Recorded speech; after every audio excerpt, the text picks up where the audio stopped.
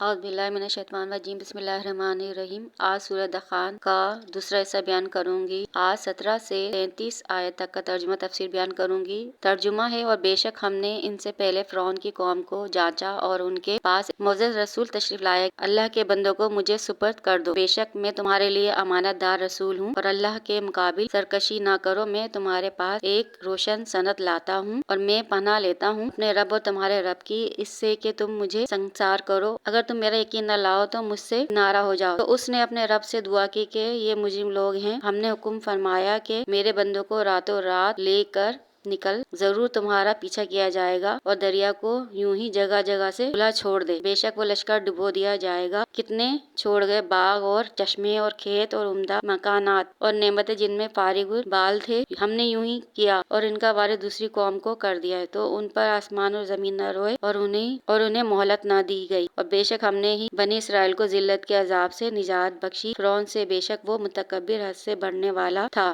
اور بے شک ہم نے انہیں دانستہ چن لیا اس زمانے والوں سے، اور ہم نے انہیں نشانی عطا فرمائی جن میں سری انعام تھا۔ تفسیر ہے، ہم نے موسیٰ علیہ السلام کی قوم کو بھی آزمائش میں مبتلا کیا تھا، وہ کفر سے باز آ جائیں، مگر وہ سرکشی پر رہے، اور موسیٰ علیہ السلام کی قوم نے موسیٰ علیہ السلام کو جھٹلایا۔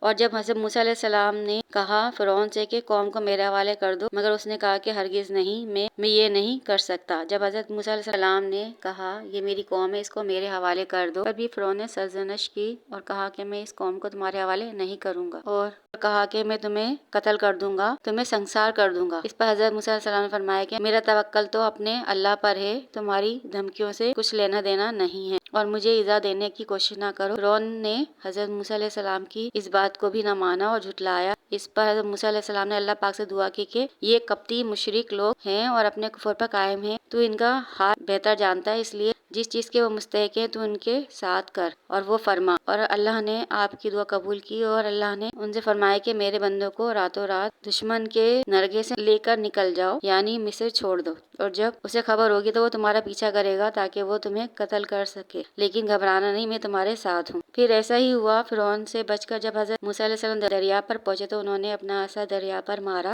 عصا لاٹھی کو کہتے ہیں جو حضرت موسیٰ علیہ السلام کے معجزے میں سے ہے۔ وہ لاٹھی جب دریا پر پڑی تو دریا بیچ سے خشک ہو گیا، اور اس میں سے 12 رستے بن گئے، اور تمام بنی اسرائیل کے ساتھ آپ دریا سے گزر گئے۔ اور جب عصا دوبارہ مارنا چاہا کہ راستہ بند ہو جائے تو اللہ کا حکم ہوا کہ ان راستوں کو کھلا چھوڑ دو تاکہ فرعون اور اس کا لشکر ڈبویا جا سکے۔ اور جب فرعون اور اس کا لشکر پیچھا کرتے ہوئے آئے اور دریا کے خشک راستوں میں اپنے گھوڑے دوڑائے تو اللہ کے حکم سے وہ پانی پھر سے ملا دیا گیا، اور تمام فرعونی لشکر قوم فرعون سمیت غرق ہو گئی، اور اپنے پیچھے کتنی کھیتیاں باغ چشمے چھوڑ کر آئے تھے جن نعمتوں پہ وہ اتراتے تھے، عیش کرتے تھے، اور تمام نعمتیں ان سے چھین لی گئیں۔ اور جب کسی مومن کا انتقال ہوتا ہے تو آسمان اور زمین روتے ہیں، مگر کسی کفر والے کا انتقال ہو جائے تو وہ نہیں روتے۔ اس سے مراد یہ ہے کہ زمین آسمان پر پائے جانے والی مخلوقات جو بستی ہیں، وہ اگر کوئی مومن مرتا ہے تو روتے ہیں، اور زمین کہتی ہے کہ یہ بندہ نماز پڑھا کرتا تھا، اور زمین اور آسمان پر بسنے والی مخلوقات مومن کے لیے دعا کرتی ہیں، کفر کرنے والے کے لیے آسمان زمین نہیں روتی۔ آگے ارشاد فرمایا کہ بنی اسرائیل پر احسان یہ بھی کیا تھا کہ ہم نے اسے وہ نشانیاں عطا فرمائیں جن میں واضح انعام تھا، لیکن انہوں نے اس کی قدر نہ کی، جیسے ان کے لیے دریا میں خشک راستے بنا دیے، بادل کو سائبان کیا تھا، من و سلوہ اتارا تھا، اور اس کے علاوہ اور نعمتیں بھی دی تھی۔ اس سے معلوم ہوتا ہے کہ اللہ پاک